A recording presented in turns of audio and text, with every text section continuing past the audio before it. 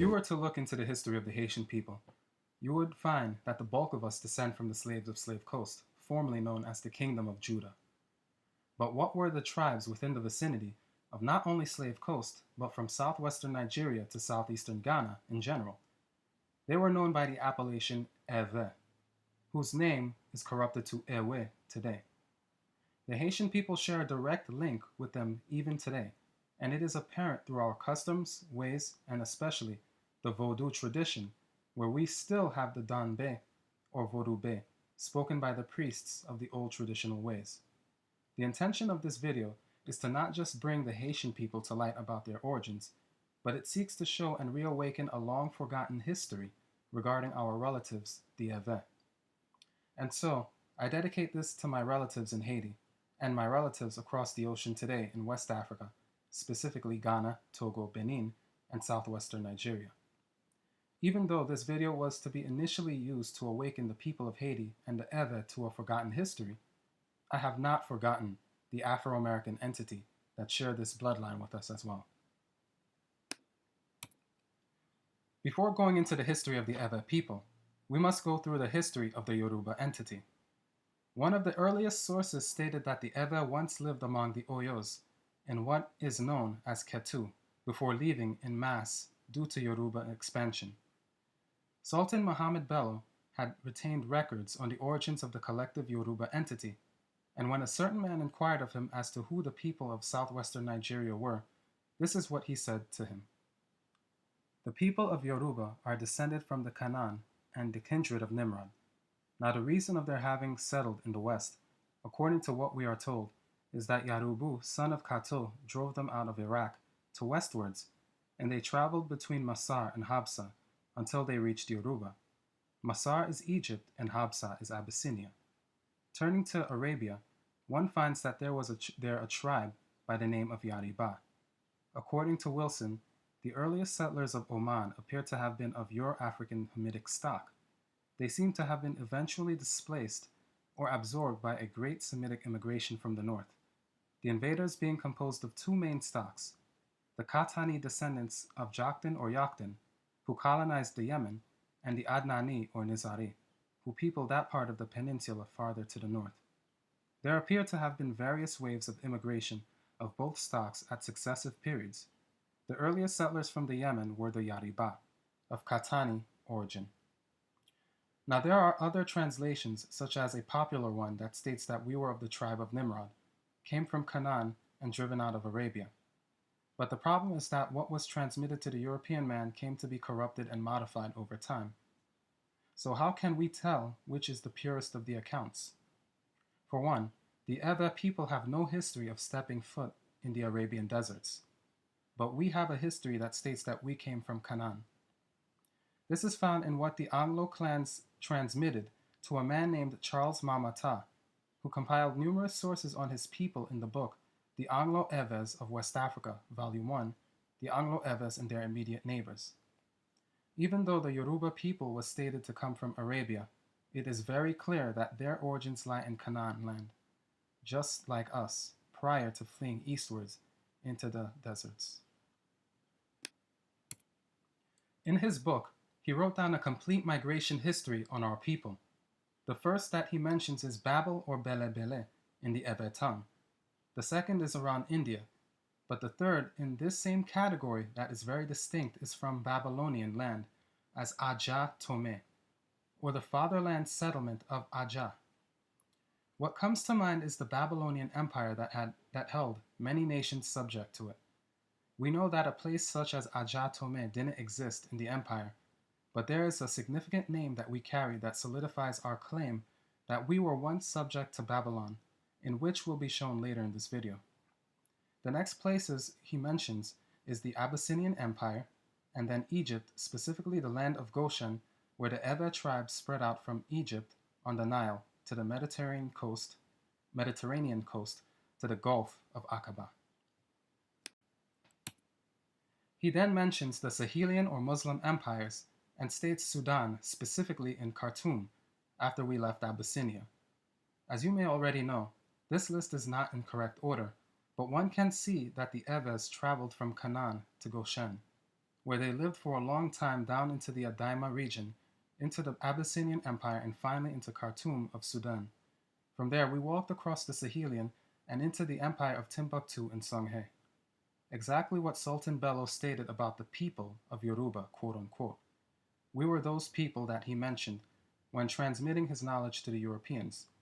The last place mentioned is the Aeo or Oyo Empire, where whom we lived amongst and eventually left. Now I am sure that this map isn't new to anyone. Many brothers here in the Western Hemisphere usually refer back to this map as a source to prove their Hebrewism. What I've noticed is that these brothers usually had nothing to say about the history behind the establishment of the Kingdom of Judah. As a matter of fact, the history of this kingdom has been credited to the Igbo people of Nigeria, who many brothers and sisters claim as Hebrews due to an erroneous corruption of the name Igbo, called Hebos, by the Europeans. If one studies the history of the tribes or nations, you will find it not to be the case. For instance, the Igbos were in parts of Nigeria and Biafra land around the Bight of Bani. The Eʋes spread from 3 to 4 different countries around the Bight of Benin. Thus you can see that what many state cannot be the case. The kingdom of Juda, Dahome, Alada were all exclusive Ewe kingdoms, and the history of the founding of the former is still retained to this day. Here is a variant of the tradition. When the Eʋes left Ketu, many of the families spread out, with many heading to Togo to eventually establish an Ewe kingdom called Ngochie or Nuaja. After a time, a king named Aja Ashimadi came to have 3 sons, one that was chosen as successor to be named Sri, and 2 others from different mothers. One of the brothers contested to the throne, but was disapproved. Being one of the sons of the king, this prince with a large number of people left the Ewe kingdom, heading into Benin, and established Alada, kingdom of Judah, and several other places in its vicinity. These people were part of an Ewe tribe called Aja, and the prince was of a direct linkage to the former king from the royal family of the Eʋes, known as Ajovia. Finally, if one observes where the words Slave Coast are located, you'll find the words Whidah, E, and Judah, F.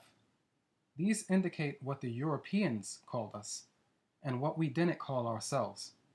The only entity to have a name close to our original was the French. I think that it's important now to state that the Haitian people aren't predominantly Fan, a sub-tribe of the Eʋes whose true name is Dahome, or the tribe of Da. The word Da means snake, and the word Home means home, and thus we have the home of snake, or the tribe of snake. Contrary to popular belief, the Haitians are actually of the Aja and Anglo families of the Eʋes. Much will be explained later in this video. The Ardra family includes the Dahomes, who are the dominant tribe in the kingdom of Dahome, the Judas and Ardras who inhabit territories of the same name, of which the former is tributary to the kingdom of Dahome, the latter to that of Yariba, and the Benins, who are the dominant people in the kingdom of the same name and who occupy the greater extent of its vast territory. The Ardra, Dahomes, and Judas were all the same entity with the same bloodline, all Eʋes. They were subject to the Oyo, or rather Aeo Empire, for a time as well, especially Ardra. For my Haitian people, many of you should notice that the name Radha is a variant of Ardra. The Radha Cult, which also consists of the Bajo Nago, also known as the Yoruba Cult. Toussaint Louverture, the father of Haiti, was also stated to be the tribe of Arada, of the same bloodline of the prince that established Judah Kingdom. Sources stated a person named Gao Guino, but I have yet to go into this history. I will now turn to the first name that identifies the Eʋes. What appears to be the first name that the Eʋes went by wasn't Aeo, but rather Yahoo. And Snellgrave even admits his mistake in classifying an Ewe tribe as Aeo, known as Oyos today. What he didn't realize was that they were all the same people. When I first came upon this term, What immediately popped into my head was Yahudah or Yahudi. We know through biblical history how all Israelites, despite the tribe, flooded into the land of Judah at one point and began to be collectively referred to as Judahites after a while. But even though the term was related, it signified something else. When looking at the word Yehudah, one can see the meaning as Judah. When it is Yehudi, it can be seen as a Judahite. But what then is the term for Judahites? The Jewish people say Yehudim to refer to Judahites, plural. Maybe I'm wrong, but before that, allow me to show what the actual word was that I found resembled our name, Yahu. If you were to type in the word Yahud in the Google search bar, a suggestion would show up like what is shown. For one, the word Yahud, being referred to as Jews, plural, was of an archaic spelling of Yehud that seemed to be almost absent in the old archives. After finding this, I personally started to believe that the word we told Snellgrave was Yahud and was further corrupted into Yahu, as the Europeans had a history of corrupting our names. We know that the Arabs called the Jews El or Al-Yahud with a U, but Yahud with the O's must have been another way of spelling the actual name, a correct way, or perhaps the term actually came from a different entity outside the Arabians. Now, the spelling of Yahud with O's was first known to the Persians, as the first part of this piece is from a Persian dictionary. The second part further confirms that this spelling was popular for a while, until it was changed and probably universally forgotten. Why did they spell it this way, and why did they end up changing it is beyond my comprehension, but what is apparent is that whatever Snellgrave wrote out our name as probably means that around his time, this spelling of the word Yahud with the O's was known and a familiar way of transcribing it from the pronunciations of the Hebrews. This proves our claim that we were the Judahites of West Africa. But where's the actual tribe of Judah today? The bulk of the Hebrews are still in West Africa to this day, and the remnants, us, in which includes the Americas, are the minority. Now, a man named Elisée Reclus wrote a series of books entitled The Earth and Its Inhabitants in many different volumes. In a particular book, he wrote specifically about the West Africans. I can tell you now that having access to the majority of the information in this book, he mentions virtually every tribe from the Ashanti to the Eʋes. But we are going to focus on the Dahomeans, Judeans, aka the Ewe countries. East of Great Popo begins the Dahome territory, guarded by the important town of Gelele, known to the Europeans by the various names of Fida, Heveda, Weda, Wida. The old writers called it Judah, and its inhabitants were said to be Jews, while the neighboring river Alala, whose real name is Erverh, became the Euphrates. During the flourishing days of the slave trade, from 16 to 18,000 were annually transported from Ajuda, as the Portuguese called this place, which at that time had a population of 35,000. The tutelar deity of Whydah is the snake, and its famous fetish temple is served by priestesses called mothers or sisters of serpents, and recruited by the abduction of young girls on feast days. Now, there are several things here. The text says that the Europeans knew us by these names, but it doesn't say that the Ewe knew themselves by such. Furthermore, if one has studied the Ewe lexicon, you would come to realize that they did not carry the letter J in their alphabet. Even the letter W is an insertion based on the character Ve in the Ewe name that is not in English and couldn't be pronounced by the Europeans, while the DZ insertion was in place of the letter J. Thus the claim that the Ewe people called themselves Whydah is fallible at best and cannot be proven based on the language we spoke. Even Ajuda was a Portuguese corruption of the name Judah, as we originally went by the name Yahu and or Yahud as proven earlier, what Snellgrave recorded from the natives. Last, one may notice that this passage speaks on the religious aspects of the collective Ewe entity. The Ewe in those days had a priesthood system of divination called Afa in relation to Yoruba Ifa. Libations were poured on the idols and the spirits were seeked out for the purposes of healing or cases relating to everyday problems. The Haitian people know this as voodoo today, a variant of Afa tradition that is mistakenly referred to as witchcraft, although witchcraft has been integrated heavily into the system today. The priests in the Vodou shrines still use the Dabe, or Vodou-Be language in their purposes just as the Ewe people do in West Africa. What is interesting to note is that a Haitian man named Milo Rigard compiled a book based on the traditions of the Vodou cult. He was perhaps the first black man in the Western Hemisphere to come to the realization that the Haitian entity practiced a tradition that was similar to the Hebrews in the Bible, and thus could find a similarity or relation to them. He termed our religion as being a variant of what Moses gave to the Levites to carry out. Today you could see snippets of the laws of Moses in Vodou culture. One is the sprinkling of the animal blood on the people during the ceremonies, as shown in Exodus 29 verse 21.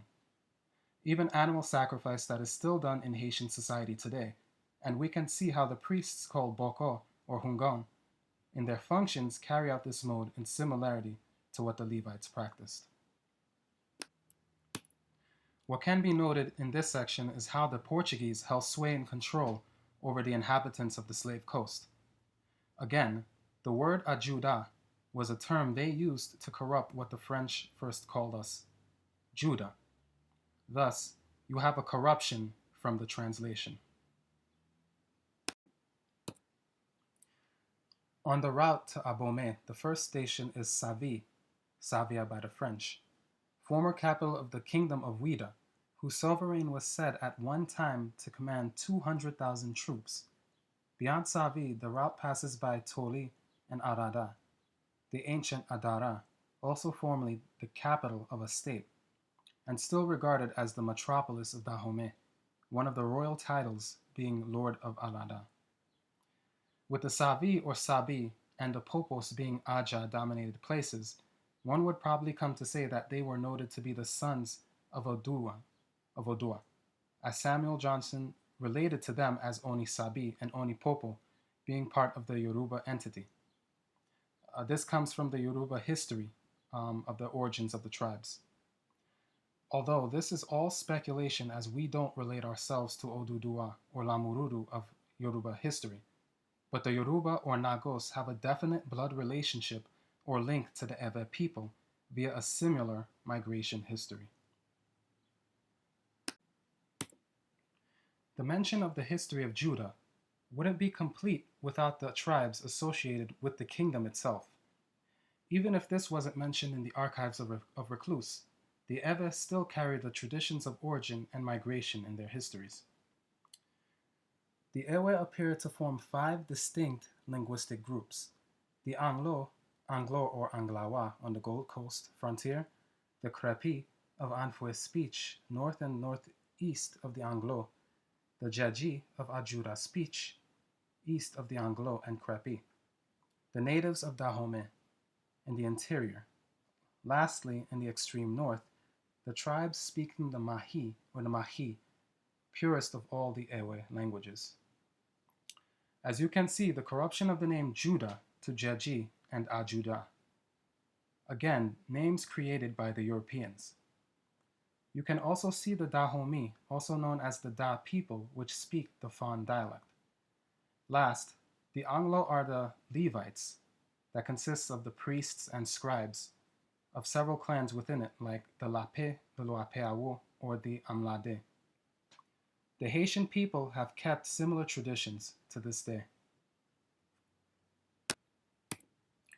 Now, a man named Abbé Boucher had a lot to say of both the Ewe and the Anago people.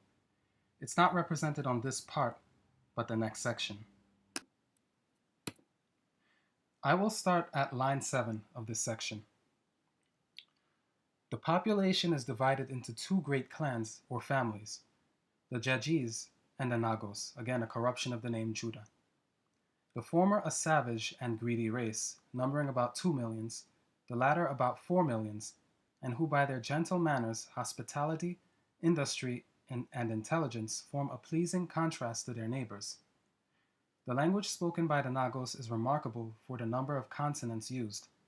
The inhabitants of Dahome speak the Jeji, but nearly all the various languages spoken on the coast are but dialects of the same mother tongue, and any traveler with a decent knowledge of Arabic and the Nagos tongue would find little difficulty in traversing the continent from Algiers across the desert by way of the Sudan to Nifi, which is Nupe, to Lagos.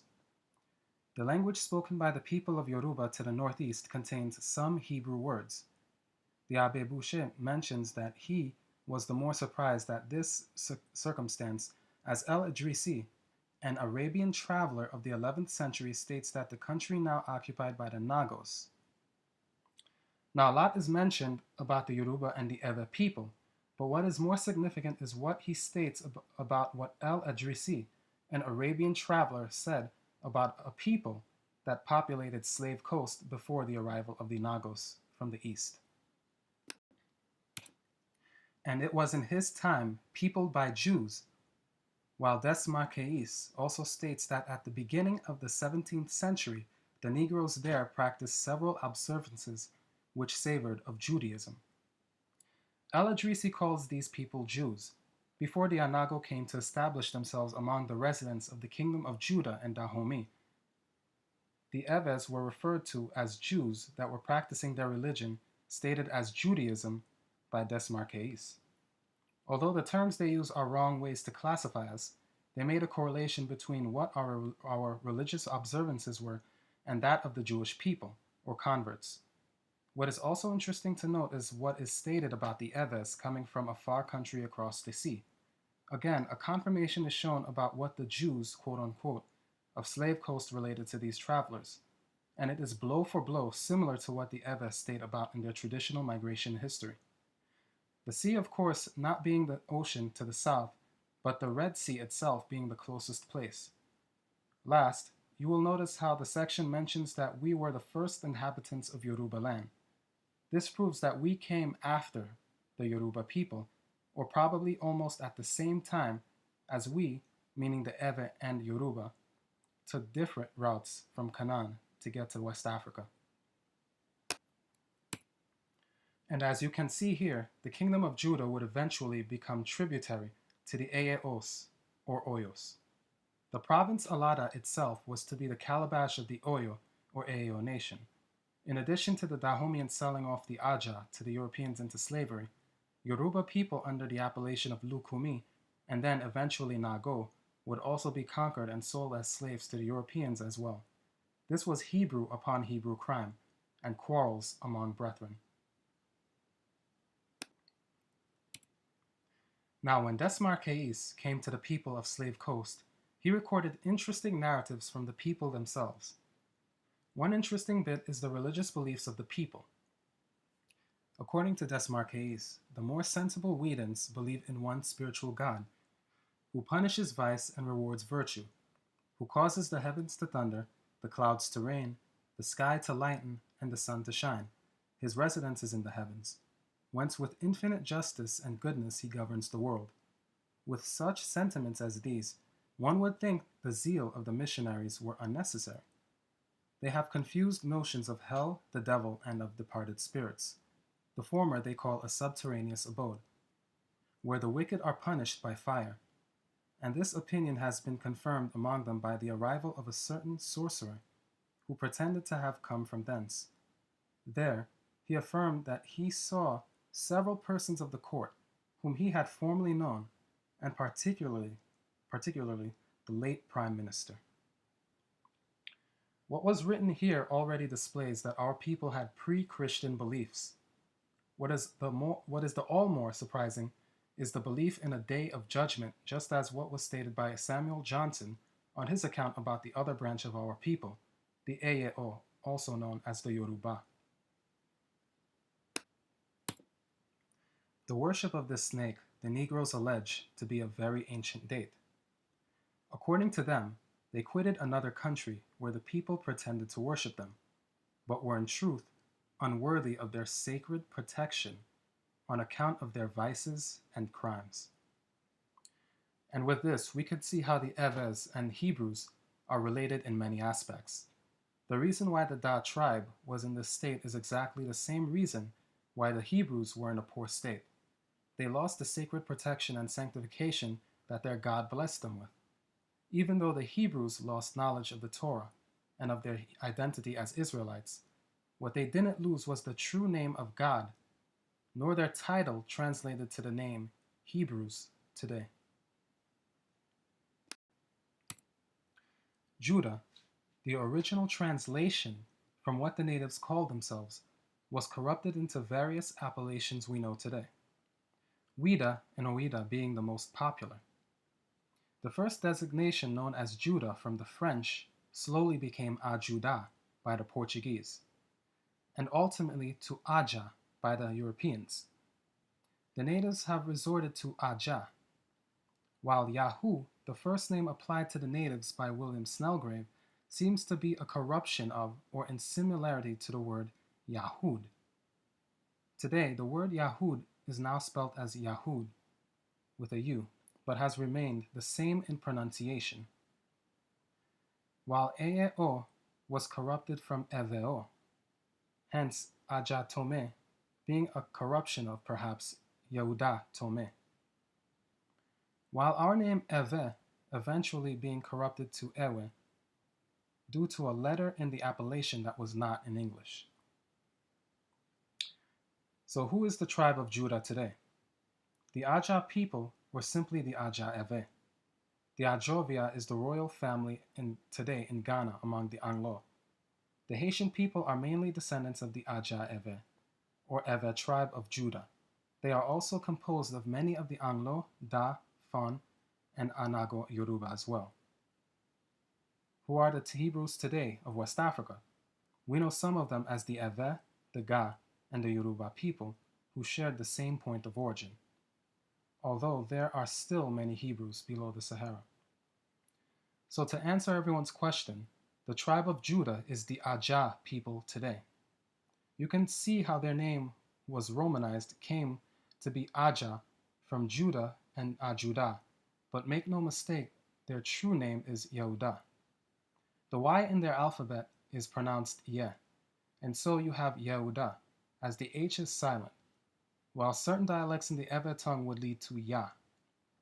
Again, the letter in the Ewe name being hard to pronounce laid way for the new name Ewe, and finally, the Eo name was a corruption of Eveo that led to Oyo today. The Ewe language has two letter Ds, one pronounced regularly and another pronounced in a somewhat silent manner, with the tip of the tongue touching the palate. When the Ewe were pronouncing their words to Snelgrave, they were using the Ewe tongue. What Snelgrave picked up was Yahoo, due to the silent pronunciation of the variant of what resembled the letter D, that was difficult or rather couldn't be pronounced by the Europeans. Now you might be wondering what the name Ewe means. I have left off from speaking about it purposely and instead have provided a link to a video where a rabbi does an excellent job explaining it better than I could. All I'll say is that when one looks at the consonants Ivri with the intention of pronouncing it, you'll come to see what the pronunciation is, that the pronunciation is the same as how our name Ewe is pronounced. In other words, the English translation name Hebrew derives from Ewe through a double translation. That is all I'll say on it. You can learn more from the video link I have provided and especially the books from a brother called Mauli Mauvi. In conclusion, the Ewe, Yoruba, and Ga were known as a single entity called Yehuda Eveo, the Hebrews that were once under the head of Judah, the ruling tribe. They came from Canaan land of Ewe-Stamme, or the settlement of Juda, once part of the Babylonian Empire. This shows that the bulk of the Judahites are in West Africa today, but make no mistake, we are not the only Hebrews today, as there are still many below the Sahara.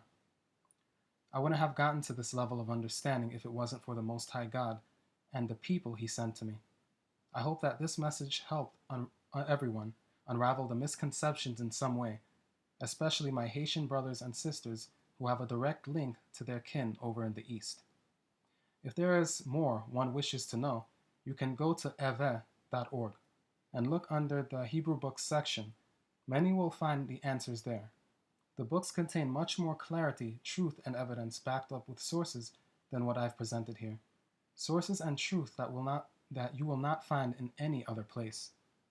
Any mistakes found in this video are mine alone, and with that I say, Shalom, my people.